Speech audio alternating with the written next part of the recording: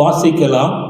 2 பேதுரு புஸ்தகம் 3ஆம் அதிகாரம், 2 பேதுரு 3ஆம் அதிகாரம் 17ஆம் வசனத்தை வாசிப்போம்.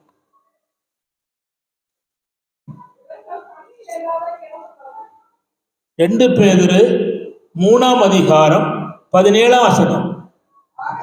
ஆகையால்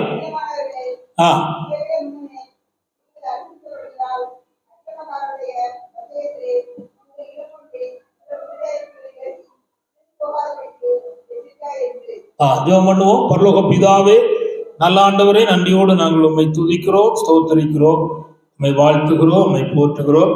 இந்த திருவசனத்தை அவனுடைய கரங்கள் ஒப்புக் கொடுக்கிறோம். இந்த வார்த்தையை கர்த்தரே எங்களுக்கு ஆசீர்வதித்தார், எங்களோடு பேசு.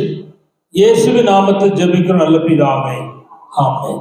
இந்த வாசித்த இந்த வசனத்தில், ஆதலால் பிரியமானவர்களே, இவைகளை முன்னமே நீங்கள் அறிந்திருக்கிறபடியால் அக்கிரமக்காரருடைய வஞ்சகத்தினாலே நீங்கள் இழுப்புண்டு உங்கள் உறுதியிலிருந்து விலகி விழுந்து போகாதபடி எச்சரிக்கையாயிருங்கள் என்று சொல்லப்பட்டிருக்கிறது. இங்கு அப்போஸ்தலனாகிய பேதுரு தன்னுடைய ஜனங்களுக்கு சொல்லி உணர்த்தும் போது என்ன சொல்றாருன்னு சொன்னா, அக்கிரமக்காரர்களும் வஞ்சகக்காரர்களும் உங்களை இழுப்புண்டு போக பண்ணுவார்கள், அல்லது நீங்கள் தேவன் மேல் வச்சிருக்கிற அந்த உறுதியில் இருந்து இழுப்புண்டு தள்ளுண்டு போக பண்ணுவார்கள். ஆதலால் நீங்கள் முன்னமே அறிந்திருக்கிறபடி எப்படி இருக்க வேண்டும் என்றால் எச்சரிக்கையா இருக்க வேண்டும். எவைகள் எச்சரிக்கையா இருக்க வேண்டும்? உறுதியா இருக்கிற காரியத்திலே நீங்கள் எப்படி இருக்க வேண்டும்? எச்சரிக்கையா இருக்க வேண்டும். நான் இந்த நியாயாதிபதி புத்தகத்தில் ஒரு சம்பவம் இருக்கு. என்ன சம்பவம்னா, ஒரு ஊழியக்காரனுக்கு ஒரு ஊழியக்காரன் சொல்லி அனுப்புவார். என்ன சொல்லுவாருன்னா, நீ சமாரியாவுக்கு போ, அங்க போய் அங்க இருக்கிற ராஜாவிடத்துல சொல், இவ்விதமான சம்பவம் சம்பவிக்கும் அப்படின்னு சொல்லுவார். ஆனா நீ போன வழி திரும்ப வரக்கூடாது. அந்த இடத்துல போன ஒருபாடு தண்ணி குடிக்க கூடாது, சாப்பிடக்கூடாது, எதையும் சொல்லிட்டு திரும்ப வந்துடணும். காணிக்கை கொடுத்தாலும் காணிக்க வாங்கக்கூடாது அப்படின்னு சொல்லிடுவார். சரின்னு ஜோசா கவனி, சரின்னு போயிடுவான். போவான், சொல்லுவான், காரியம் செய்வான். எவ்வளவோ காணிக்கை கொடுப்பாங்க, முடியாதுன்றுவான். சாப்பாடு கொடுப்பாங்க, முடியாதுன்றுவான். தண்ணி கொடுப்பாங்க, முடியாது, வேண்டே வேண்டான்றான், வந்துகிட்டே இருப்பான். ஆனா பாதி வழி வந்த போது ஒரு கிழட்டு தீர்க்கதரிசி வருவான். ஒரு கிழட்டு தீர்க்கதரிசி வருவான். அவன் சொல்லுவான், இவன் ஒரு மரத்தண்டில் நிற்பான். அவன் சொல்லுவான், ஆண்டவர் உன்னை பேச சொன்னார்னு சொல்லுவான். அவன் சொல்லு போய், யார் சொல்றது? கிழட்டுக்கு சொல்லுவான், ஆண்டவர் உன்னை பேச சொன்னார், உன்னை கூப்பிட சொன்னார், உனக்கு சாப்பாடு தர சொன்னார், உனக்கு தண்ணி தர சொன்னார், நீ வா அப்படின்னு சொல்லுவான். பக்கம்தான் வீடு. இவனுக்கு என்ன சொல்லப்பட்டிருக்கு? ஓ வசனம் சொல்லு, சாப்பிடக்கூடாது, தண்ணி குடிக்கூடாது, போன வழி திரும்பக்கூடாது, நீ வேற வழியில வந்துடும் சொல்லு. ஆனா இவன் சொன்னவன் என்ன இருக்கணும்?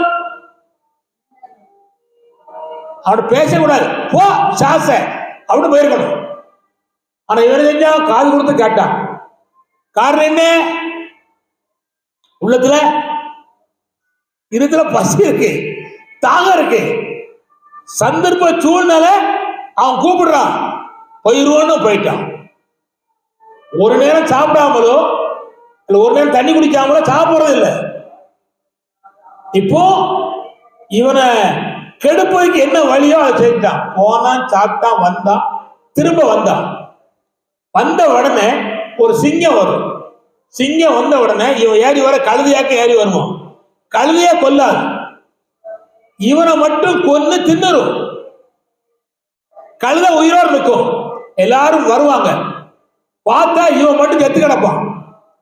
கழுதை சாவல, சிங்கம் பக்கத்துல இருக்கு. இந்த மனுஷனை கடிச்ச சிங்கம் கழுதை கடிக்க முடியுமா? முடியாதா? முடியும். ஆனா ஆண்டவர் இவன் பண்ண தப்புக்கு தண்டனைன்னு சொல்லி அவனை ஒப்பு கொடுத்துட்டார். இப்ப நான் திரும்ப கேட்கிறேன், தேவனுடைய சத்தியங்களை அறிந்த பிற்பாடு, உறுதியான பிற்பாடு, அக்கிரமக்காரர்கள் அல்லது வஞ்சகர்கள் உங்களை இந்த வழியை விட்டு இழுப்போட்டு போக பண்ணுவார்கள். அப்ப என்ன செய்யணும்? கவனமா இருக்கணும், ஞானமா இருக்கணும்.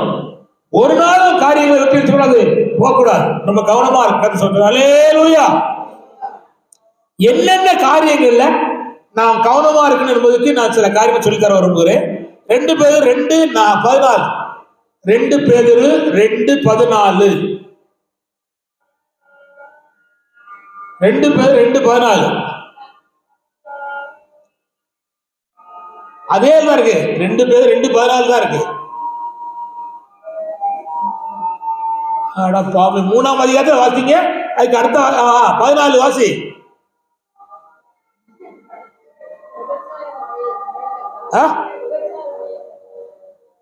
வாசிங்கம்மா தாயே.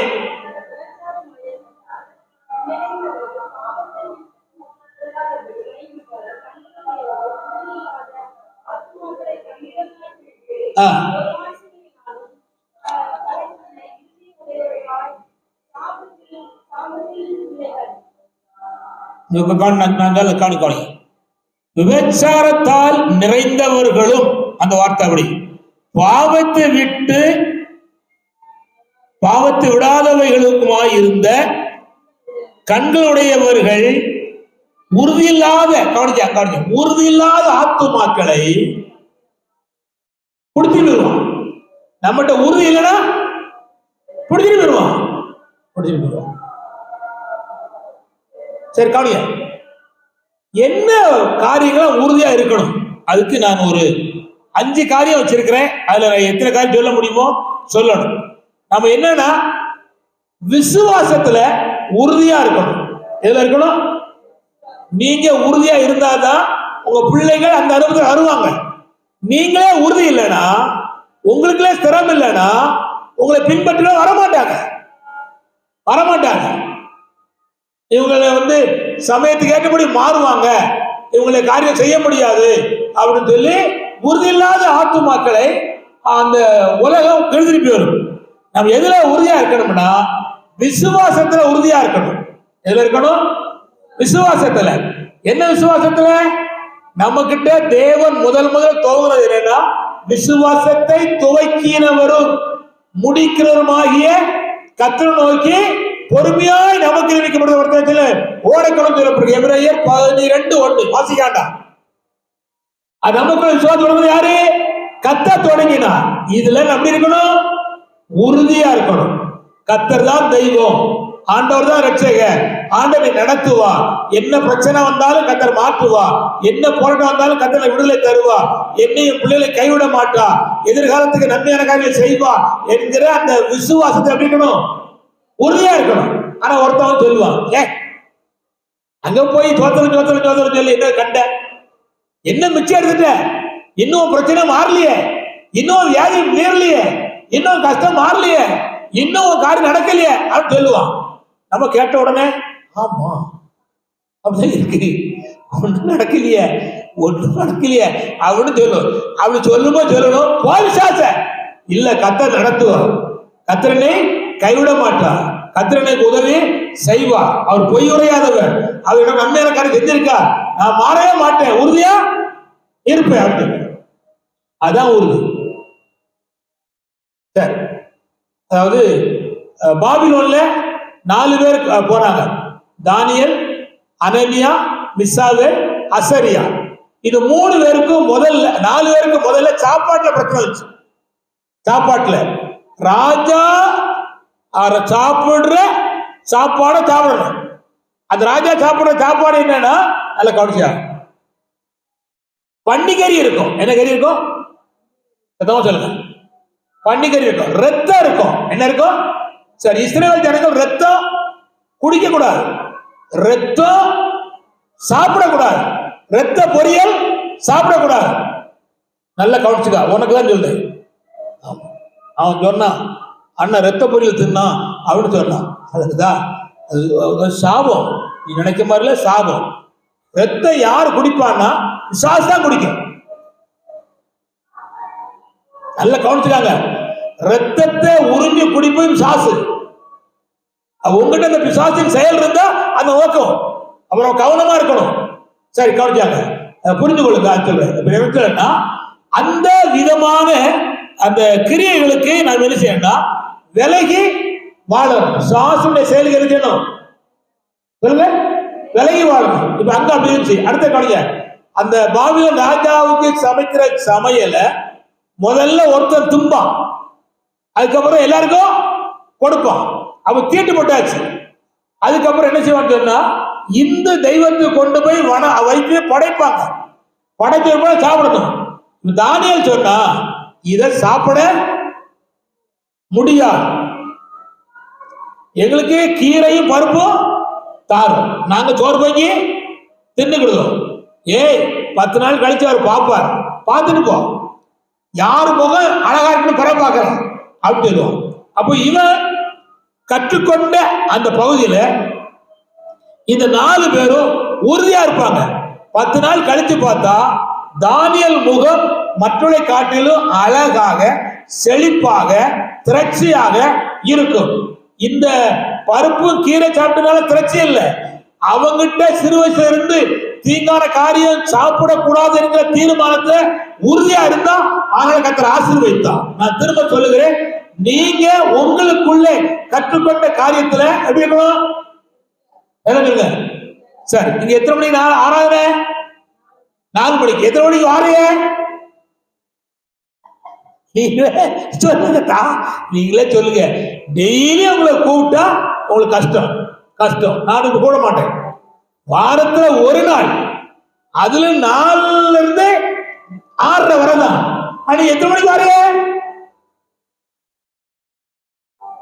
உங்களோட என்ன உறுதி இருக்கு? ஏன் இந்த நேரத்தை நீங்க அத ஆண்டவருக்கா பயன்படுத்தலாத? அவ என்ன செய்யணும்? உறுதியா இருக்கணும். வேலை இருக்கும், வீட்டுல என்னைக்குதான் வேலை இல்லை, சாகு வர வேலை இருக்கும். ஆமா, அதுக்கான உறுதியை விடக்கூடாது. சரி, ஒண்ணு விசுவாசத்துல உறுதியா இருக்கணும். எப்படிப்பட்ட விசுவாசம் இருக்குன்னா, கவனிங்க, சோர்ந்து போகாத விசுவாசம் இருக்கணும். நம்மகிட்ட என்ன இருக்கணும்? சொல்லுங்க, சோர்ந்து போகாத விசுவாசம் இருக்கணும். லூக்கா 8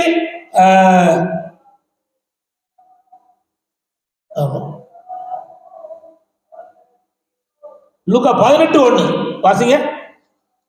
லூக்கா 18:1.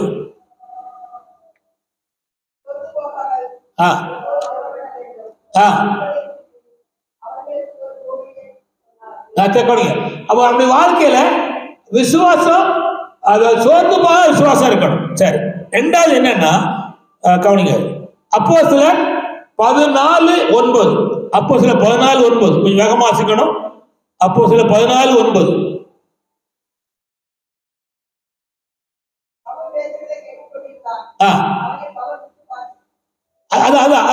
உற்று பார்த்து, அப்போ ரட்சிப்பு கேட்ட விசுவாசம் இருக்கணும். என்ன விசுவாசம் இருக்கணும்?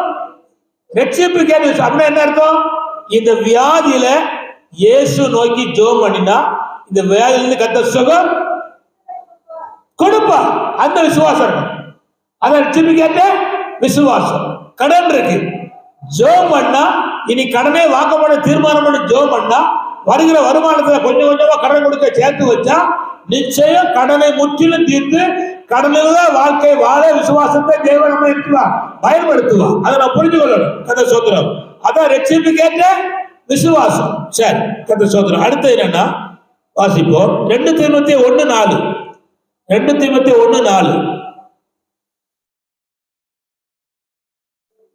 2 தீமோத்தேயு 1:4 சீக்கிரம்.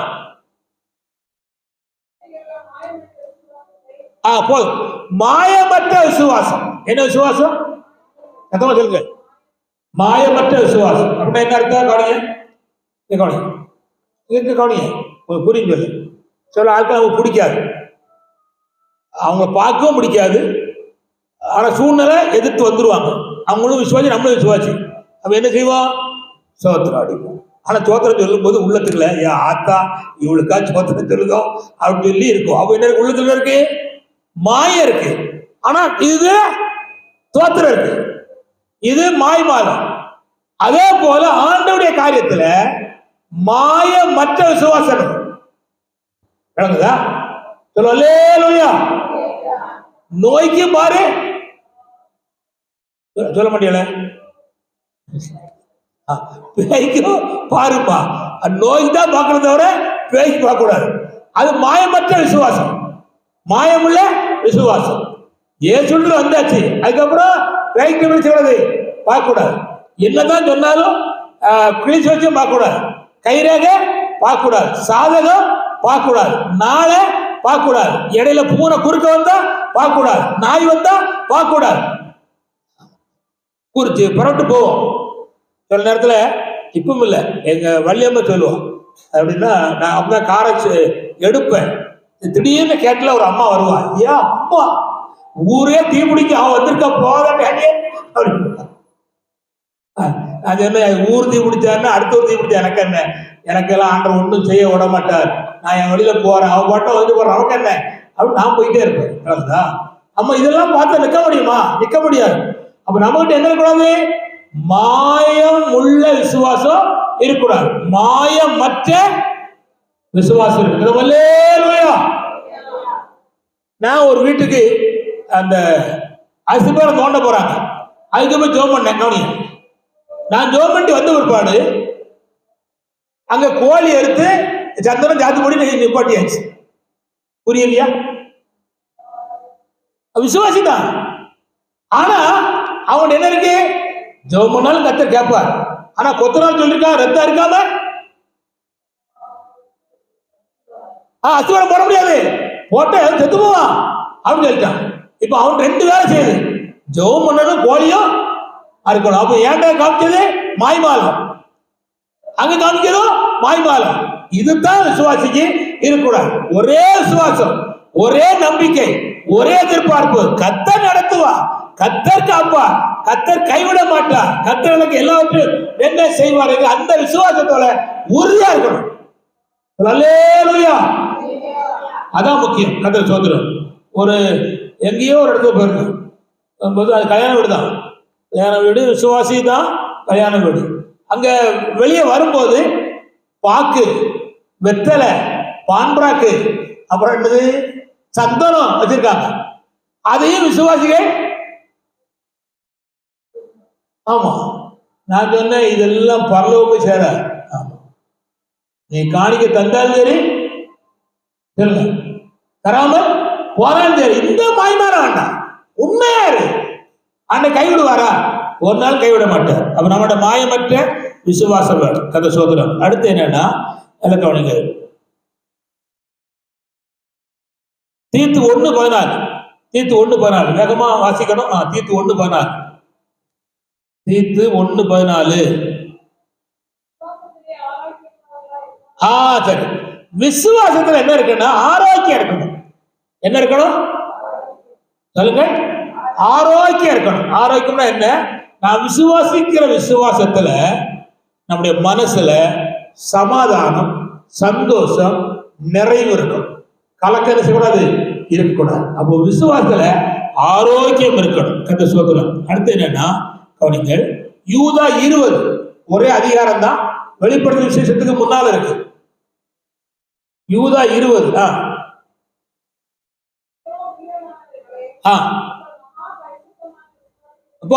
என்ன விசுவாசம்? மகா பரிசுத்தமான விசுவாசம். இதுல நாம் எப்படி இருக்கணும்னா உறுதியா இருக்கணும். இரண்டாவது பாயிண்ட், நம்ம இதுல உறுதியா இருக்கணும்னா பிலிப்பியர் 1:27, பிலிப்பியர் 1:27 வேகமா வாசிக்கணும். பிலிப்பியர் 1:27, பிலிப்பியர் 1:27, பிலிப்பியர் 1:27.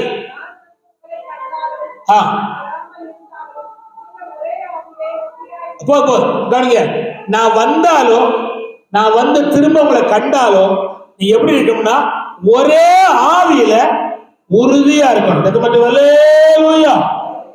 இப்ப நீ இங்க இருக்கும்போது ஒரே ஆவியில இருப்பீங்க, வீட்டுல போன போடும் ஒரே ஆவியில இருக்கணும். வீட்டுல போனப்போ இன்னொரு ஆவி வரக்கூடாது. விளங்குதா? ஆமா, இன்னொரு ஆவி வரவே கூடாது. அந்த எங்கேயோ நம்பிக்கைப்புல ஒரு அக்கா உண்டு, அந்த அக்கா பேரை சொல்ல விரும்பல, இப்பவும் இருப்பான்னு நினைக்க. நம்ம ஆராணைக்கு இப்போ வரமாட்டாங்க, அவங்க வேற பக்கம் போறாங்க. இங்க அந்நிய பாஷை பேசுவாங்க. எங்க சர்ச்சில் வந்தா புடிச்சு பட முடியாது. ஆமா, ஆனா கிரேஷாக்கள் தெரியும் இது மோசமான ஆவி அப்படின்னு தெரியும், ஆனா சொல்லல, பொறுமையா இருந்தாங்க. ஆனா ஊருக்கா போனா பைப்பு சண்டையில கெட்டவாத பேசுவான், கெட்டு வார்த்தை பேசுவா. அப்ப என்ன ஆவி? ஒரே ஆவி இல்ல, ரெண்டு ஆவி இருக்கு. சர்ச்சைக்கு வந்தா ஒரு ஆவி வேலை செய்யும், பைப்பு தண்ணியில இன்னொரு ஆவி வேலை செய்யும். நான் ஒரு நாள் வீடு சந்திக்கு போனேன் அந்த அக்கா வீட்டுக்கு. அப்போ ஒரு பையன் சொன்னா, பாஸ்டர் இங்க போவாதவங்க இது பொல்லாத ஆவி அப்படின்னா. இல்லடா, இப்பதான் அந்த அக்கா தண்ணி எடுத்துட்டு கெட்ட வார்த்தை ஒவ்வொரு உறுப்பா சொல்லிட்டு போனா, நீ போய் ஜோம் பண்ணி அந்த ஆவி பிடிச்சிரும் அப்படின்னா. நான் உள்ளவே போல ஓடி போயிட்டேன். பாருங்க, அப்போ சரியில்லை, குணம் சரியில்லை, ஒரே ஆவி இல்ல. வாண்ட சொல்றாரு, எதுல உறுதியா இருக்கணும்? ஒரே ஆவியில உறுதியா இருக்கணும். அல்லேலூயா. ஏன் ஒரே ஆவி வேணும் அப்படின்னா, மத்தேயு 18:19 மத்தேயு 18:19 மத்தேயு 18:19 இல்ல, மத்தேயு 18:19 அதான்.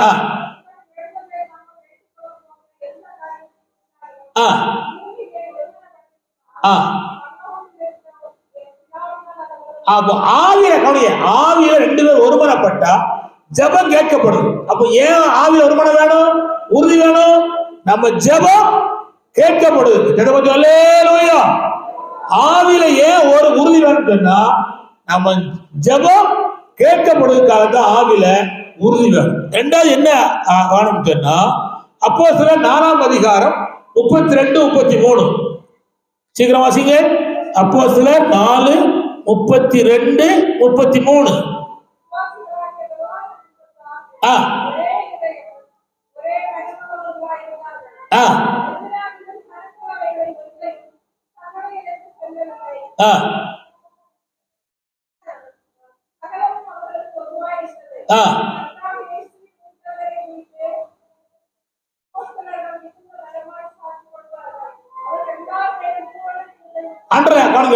ஒரே ஆவியோடு இருந்ததுனால அவர் எல்லாரும் மேலும் பூரண கிருபை இருந்துச்சு. அல்லேலூயா. ஆவியில ஒரு மனம் இருந்தா ஜெபம் கேட்கப்படும். ஆவியில ஒரு மனம் இருந்தா பூரண கிருபை யார் மேலும் உண்டாகும். மூணாவது கர்த்தர் ஸ்தோத்திரம், லேவியராகமம் 26, 7, 8. பழைய ஏற்பாட்டுல லேவியராகமம் 26, 7, 8.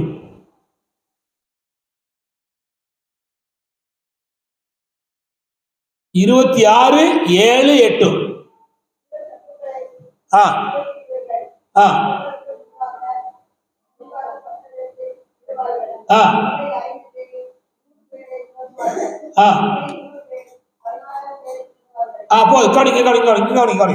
ஆவியில ஆவி ரெண்டு பேர் ஒரு மனமா இருந்தா 10,000 சாத் துரத்துவார்கள். எத்தனை பேர் துரத்துவார்கள்?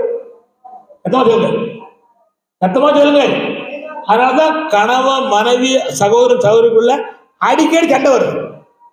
சண்டை போட்டா பேய் போவார். ஒரு மனமா இருந்தா பேய் போயிரும். அப்ப என்ன செய்வான்? ஒரு மனமா இருக்க மாட்டான். அதான் விஷயம். ஏன்னா பேய் போயிருமே, பேய் போனா இவங்களுக்கு விடுதலை சுகம் கிடைச்சிடும். அதனால விடவே மாட்டான். அப்போ ரெண்டு பேர் ஆவிய ஒரு மனமா இருந்தா சாச துரத்தலாம். எத்தனாயிரம் பேர் துரத்தலாம்? 10,000, 10,000 பிசாச துரத்தலாம். ரெண்டு பேர் 10,000 பிசாச துரத்தலாம். இப்போ ஒரு பேயே போக மாட்டேங்குது. 10,000 பேர் எங்க போவோம்? ஆமா போவோம். எப்படி இருக்கணும்? ஆவியில ஒரு மனமா இருக்கணும். இன்னொன்னோட வாசிக்க போறோம். பிரசங்கி 4ஆம் அதிகாரம் 9 to 11 வரை. பிரசங்கி 4ஆம் அதிகாரம் 9 முதல் 11 வரை கொஞ்சம் வாசிங்க. பிரசங்கி 4ஆம் அதிகாரம் 9. கவனிங்க, எங்க கவனிங்க, கவனிங்க. ஒன்றியா இருப்பதை பார்க்கலும் ரெண்டு பேர் கூடி இருப்பது நல்ல வாசி. அவருடைய பிரயாசனால நல்ல பலன் உண்டாகும். ஒண்ணு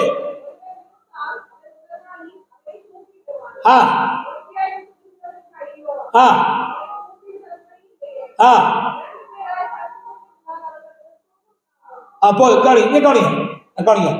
ஆவில ஒரு மனமா இருந்தா ஜெயம் உண்டாகும். என்ன உண்டாகும்? எப்படி உண்டாகும்? ஒருத்தன் 2 பேரும் போயிட்டு இருக்கான், ஒருத்தன் தவறிட்டான், இன்னொருத்தன் தூக்கி விட்டுருவான். அப்போ இருக்கு ஒண்டியா இருந்து கீழே வந்தா தூக்கி விட ஆள் இல்லை. அல்லேலூயா. அதனாலதான் முன்னால கல்யாணம் முடிக்கும் போது அக்கா தங்கச்சி அண்ணன் தம்பி அப்படி இருக்கிற குடும்பத்தை பார்த்து பண்ணி கொடுப்பாங்க. ஏன்? ஒத்தைக்கோர் பிள்ளை செய்வான் பாருங்க, கொடுக்கவே மாட்டாங்க. ஆனா ஒத்தைக்கோர் பிள்ளைக்கு கெட்டுப்பட்டு கஷ்டப்பட்டாங்க எனக்கு தெரியும். ஆனா என்ன செய்வது வழங்குறீங்களா? ஆனா நிறைய பிள்ளைகள் இருக்க வீட்டுல கொடுத்தாச்சுன்னா நான் ஒரு சின்ன சொல்றேன், சிம்பிளா சொல்றேன், நீங்க புரிஞ்சுக்கணும் சொல்றேன். என் மாமன், அதாவது முத்தைய கிருஷ்ண மாமன் அப்போ இங்க இருந்தாங்க. இந்த மாசாமணி மாமா இருந்த அந்த வீட்டு பக்கத்துல அவங்க இருந்தாங்க. ரொம்ப கஷ்டப்பட்டாங்க. கஷ்டம்னா கஷ்டம் தாங்க முடியாது. அப்போ ஆரோக்கியம் பெரியம்மா ஒரு அம்மா இருந்தாங்க இல்லைங்களா, முட்டைஞ்சு பெரியமா இருந்தாங்க. ஆரோக்கியம் பெரியமாகிட்ட பாம்படம் இருந்தது. என் முட்டைஞ்சு பெரியமாகிட்ட 3 வடம் சந்தை இருந்துச்சு. அதுவே 2 லட்ச ரூபாய் 3 லட்ச ரூபாய்க்கு அடை வைக்கலாம். அப்ப அந்த இடம், அந்த இப்ப இவங்க கூடியிருக்காங்க, 5 பேர் கூடியிருக்காங்க, சௌரிமுத்து, பிரான்சிஸ், உஞ்சா, அவங்க கூடியிருக்காங்க. அந்த இடத்துக்கே வாங்க பைசா கிடையாது. ஆரோக்கியம் பெரியமா பாம்படம் கொடுத்துச்சு. எங்க மொட்டைஞ்சு பெரியமா அது பெரிய செயலை கொடுச்சு. கொடுக்கும் போது குழந்தை கேக்கு, இந்த மாதிரி அவன் கஷ்டப்படுதான், அவன் கொடுக்கணும் அப்படின்னு கேக்கு. அப்போ எங்க அப்பா தெரிஞ்சு கொடுங்க மாமி, மைனி கொடுங்கன்னு சொல்லிச்சு. கொடுத்தாங்க. கொண்டு போய் அடை வச்சு அந்த இடத்த வாங்கினாங்க. சொல்லு புரியுதா? அப்ப ஒண்டியா இருந்தா விழுந்தா தூக்க முடியாது. 2 பேரும் உதவி செய்தாங்க.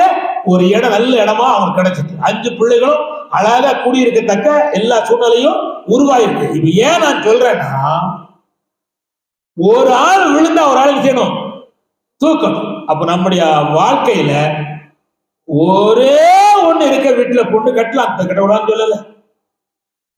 ஆனா 4-5 இருக்க எல்லாரும் உதவிவான்னு சொல்ல முடியாது. முன்ன ஒண்ணு பின்ன விட்டுறோம் நிறைய பேர் இருக்கான். கத்த சோத்திரம்.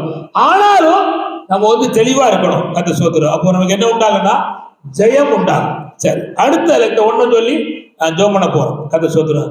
எதுல உறுதியா இருக்கணும் அப்படின்னா, நல்ல கவனிங்கள், 2 பேர் 1:12 இது இந்த மட்டும் சொல்லி நம்ம ஜெபம் பண்ண போறோம்.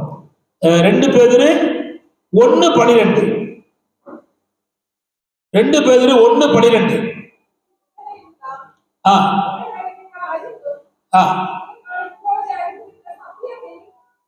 அதான் அப்போ இப்பொழுது அறிந்திருக்க சத்தியத்துல உறுதிப்பட்டிருக்கணும். கவனிச்சாங்க, எதுல உறுதி இருக்கணும்? சத்தியத்துல உறுதி இருக்கணும். நான் கவனிக்க, இதுக்கு முன்னால் 2 சொல்லியிருக்கேன். 1 விசுவாசத்துல உறுதியா இருக்கணும், அப்புறம் ஒரே ஆவில உறுதியா இருக்கணும். இப்போ நாம் அறிந்து கொண்ட சத்தியத்துல எப்படி இருக்கணும்? உறுதியா இருக்கணும். இதை விட்டு மாறவே கூடாது. கடைசி வரையிலும் இதுல எப்படி இருக்கணும்? உறுதியா இருக்கணும். சரி, உறுதியா இருந்தா என்ன நடக்கும்? சத்தியத்துல உறுதியா இருந்தா என்ன நடக்கும்? 4 காரியம் எழுத்தாரு. இந்த சத்தியத்துல உறுதியா இருந்தா என்ன நடக்கும்? 4 காரியம் நடக்கும். 1, யோவான் 8:12 யோவான் 8:12 யோவான் 8:12 யோவான் 8:12 அதான்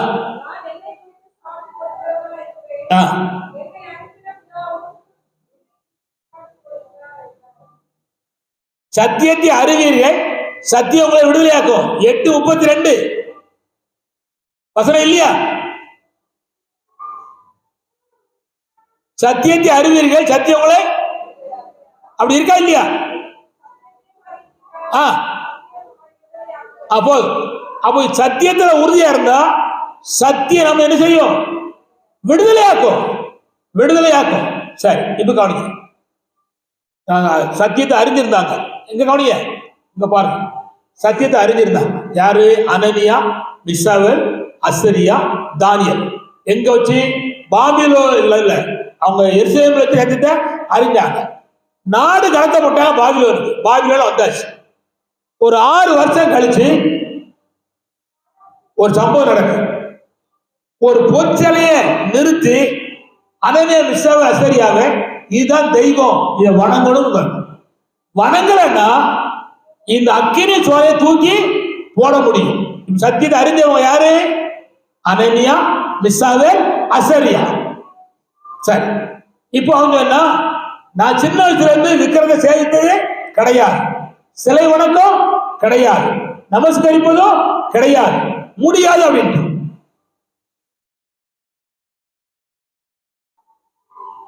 அப்போ உடனே கை காலி கட்டி அக்கினி ஜுவாலை தூக்கி போட போறாங்க. இந்த கவனிங்க, தூக்கி போடும்போது இருதயம் படப்படம் அடிக்குமா அடிக்காது? இல்லே, வணங்குனா கொஞ்சம் வருஷம் வாழலாம், வணங்கலன்னா இறையாப்போ மனசுக்குள்ள அவன் சொல்லிட்டான், வாய்க்க சொல்லிட்டான், நாங்க ஆராய்க்க மாட்டோம், நாங்க வணங்க மாட்டோம், நான் ஆராய்க்க தெய்வங்கள் தப்பு வைக்க வல்லவர், தப்பு வைக்காமல் போனாலும் வணங்க மாட்டேன், உறுதியா நின்றுட்டான். 3 பேரும் தூக்கி போட்டாங்க, உள்ள போட்டாங்க. தூக்கி போனவன் செத்தான், தூக்கி போடப்பட்டவன் சாவல. அந்த வெக்கையினுடைய அகோரம் இவன் மேல அடிச்சு தூக்கி போன அவ்வளோ செஞ்சான். பல் வாசிக்கவே இல்லையோ, அதான் செத்துறான். தூக்கி அக்கையில போடப்பட்டவன் சாவல. இப்ப கவனிங்க, இவன் யாரு அறிஞ்சவன்? சத்தியத்தை அறிஞ்சவன். நின்னா இப்ப சத்தியம் அவன் செஞ்சு விடுதலையாக்குச்சு. அவன் நின்னாதான் விடுதலையாக்குவான். ஒரு பிரச்சனை வருது, ஒரு போராட்டம் வருது, நம்ம என்ன செய்யணும்? நிக்கணும், உறுதியா நிக்கணும், நிக்கணும். கர்த்தர் விடுவிப்பார், கர்த்தர் காப்பார், கர்த்தர் கைவிட மாட்டார், உறுதியா இருக்கணும். இருந்தா கர்த்தர் விடுவிப்பார். தூக்கி போகும் வரையிலும் அவர் ஒண்ணும் தெரியாது. உள்ள போன உடனேதான் ஒரு ஆள் கூட நிற்காரு. 3 பேர் வந்தோம், 100 ஆள் நிற்காரு பார்த்த உடனே அதான் கர்த்தர் விடுதலை ஆகிட்டு. அதே போலதான் தானியேல் சிங்க கவியில போட்டாங்க. அப்படிங்களா? சிங்க கவியில போட்டாங்க. சிங்கம் சும்மா இருக்குமா? கொன்னே விடும். ஆனா போவதுக்குள்ள ஆண்டோட தூதன் உள்ள இறங்கி சிங்கத்தின் வாயை கையெழுத்திட்டார், கட்டிட்டார். சிங்கத்துக்கு மேலதான் பொத்துன்னு விழுந்தான். சிங்கத்தின் மேல விழுந்து அவ்வளவு பஞ்சு போல இருக்கும். ஏன்னா மேல இருக்கும் முடி இருக்கும், அழகா. சரி, கவனிக்க. ரா விடிய விடிய சிங்கத்தோடு தான் இருந்தான். சிங்கம் ஒண்ணுமே செய்ய முடியாது, பார்க்கும், முழிக்கும், உருமும், ஆனா ஒண்ணும் செய்ய முடியாது. இப்ப நான் சொல்ல கவனிங்க, ஆண்டவர்ல உறுதியா இருந்தா சத்தியம் தானியேலை விடுவித்தது போல என்னை உங்களை விடுவிப்பதற்கு அவர் வல்லவர். அல்லேலூயா. ஆனா அந்த பிரச்சனைகள் கண்ணுக்கு தெரியும், பக்கத்துல போவோம், ஆனா தீங்கு நமக்கு என்ன செய்யாது, செய்யாது. அவர் சத்தியத்தை அறிந்தா சத்தியம் என்ன செய்யும், விடுதலையா. 3வது என்ன ஆகுன்னா, வாசிங்கள் சங்கீதம் 43:3. சங்கீதம் 43:3.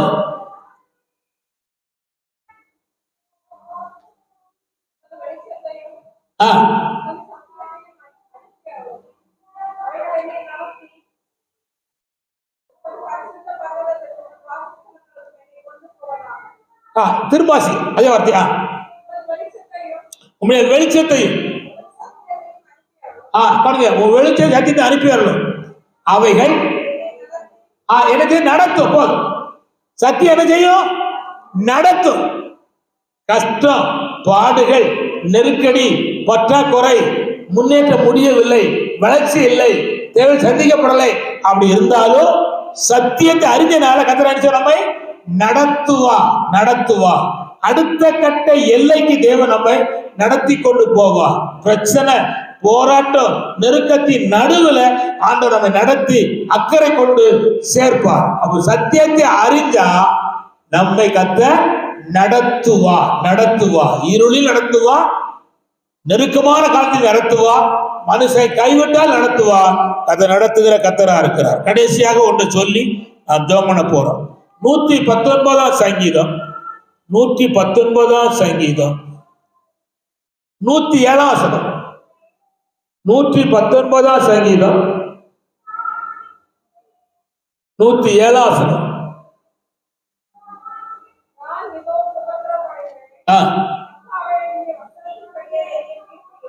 ஆ 119 107 தானே?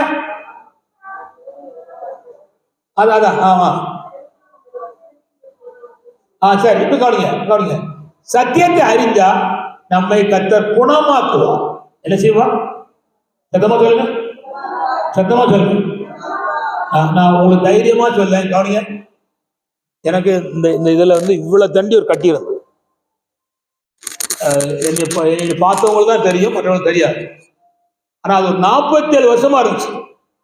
1-2 இல்ல, 47 ஆண்டு காலம் இருந்துச்சு. வலிக்கும், வீங்கும், ஊரில் எடுக்கும், சில புடிங்க எடுத்த மாதிரி இருக்கும். அப்போ நான் முந்தின நாட்களில் மருந்து எடுக்காத சொந்த அப்படிதான் திரும்ப தருவாங்க.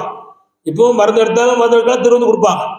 இப்போ புல்காசு எல்லாம் வங்கி அது கழுத தேஞ்சி கட்டரமாயிட்டு நடக்குதா. மருந்து எடுத்தா திரும்ப எடுக்க முடியாது, வெளியே நிற்கணும். ஆமா, சரி இருக்கட்டும். அதெல்லாம் போயிட்டு அதுக்குரிய ஆட்களும் இல்லை, அதுக்குரிய தலைவரும் இல்லை, அதுக்குரிய பாசசுமாரும் இல்லை, அதுக்குரிய ஜபிக்கிற ஜப வீராங்கனையும் இல்லை. எங்கேயும் எடுத்துட்டு போ, எங்கேயும் போ, அவளு விட்டாங்க, போ அவளு விட்டாச்சு. சரி கவனிங்க, அப்பேற்பட்ட காலத்துல இது கடுமையா வலிக்கும், உடையிற மாதிரி வரும். ஆனா உடையாது. சொறி எடுக்கும், சொறிவன் இருந்துட்டே இருக்கு, மருந்து எடுக்க முடியாது. இப்போ நம்ம யாரும் கேட்கறது இல்லை. ஆத்துக்கு போலாம், மாத்திரை வரலாம், சாப்பிடலாம், ஆத்துவை படுக்கலாம், எங்கேயும் செய்யலாம், அது வேற விஷயம். ஆனா அப்படியே வந்தேன். ஆனா அப்படிப்பட்ட காலத்துல ஒரு 15 வருஷம் முன்னால இந்த கட்டி உடைஞ்சி சுகமான போல கண்டார் சொப்பனத்துல. ஆனாலும் சாபனத்தோடு வெளியே வந்துட்டு ஒரு படி ஃப்ரீ ஆயிட்டோம், இன்னும் ஒருத்தர் கேட்க மாட்டான் அப்படின்னு நானும் ஒரு டாக்டருமா சேர்ந்து, என் கூட தெரிஞ்ச டாக்டருமா சேர்ந்து தக்கலை, அதாவது குமார் ஆஸ்பத்திரிக்கு போனோம். அவர் செக் பண்ணார், எடுத்துடலான்னு சொன்னார். அப்போ 65,000 ரூபா ஆகும்னார். அது ஆபரேஷன் பண்ணி எடுக்க 65,000 ரூபா ஆகும்னார். எடுக்கிறனா ஆபத்துன்ட்டான், சும்மாவும் இல்லை, அவன் ஆபத்துன்ட்டான். என்ன கட்டியோ அது தெரியாதுன்ட்டான். அப்படிங்களா?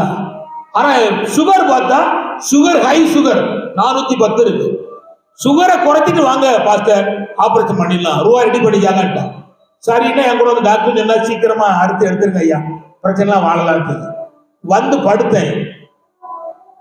எனக்கு 65,000 ரூபா இருந்தா ஒரு ஊழியத்தை ஏதாவது செஞ்சிடலாம்டா. இவன்கிட்ட போய் அறுத்து கஷ்டப்பாடு பட்டு நான் 65,000 கொடுக்குவா அப்படின்னு விட்டுட்டேன். நல்ல கவுன்சிலாங்க. சத்தியத்தை அறிந்திருக்கேன், சத்திய நிச்சயமா விடுதலையாக்கும், குணமாக்கும், வழி நடத்தும் அப்படியே விசுவாசம் இருந்தேன். அப்புறம் ஒரு 10 வருஷம் கழிச்சு முழுமா உடைஞ்சி சுகமாக போல சொப்பனத்தை இருந்தான். என்னைக்கு நடக்குமோ நடக்காதோன்னு சொல்லி இருந்தேன். இடையிலையும் நான் கொஞ்சம் கவர்மெண்ட் ஆஸ்பத்திரியா போயிருவோம் அப்படின்னு சொன்னேன். எங்க அத்தை சொல்லிச்சு, போவாங்க சிக்கல், புதிய டாக்டர் அவன் ஊசி போட்டு கொண்டு விடுவான் அப்படின்னு சொல்லிச்சு. நான் அதுக்கு பயந்து நிப்பாட்டினேன்.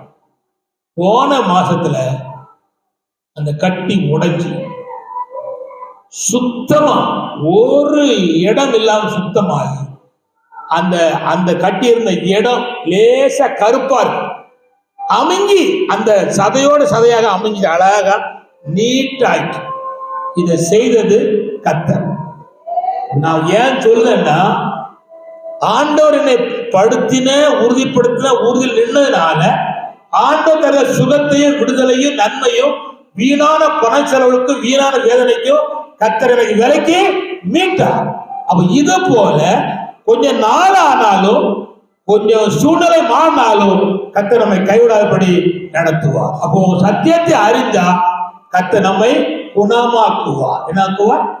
குணமாக்குவார். கண்களை மூடுவோம், கர்த்தருடைய திருமுகத்தை நோக்கி பார்த்து ஜெபம் பண்ணுவோம்.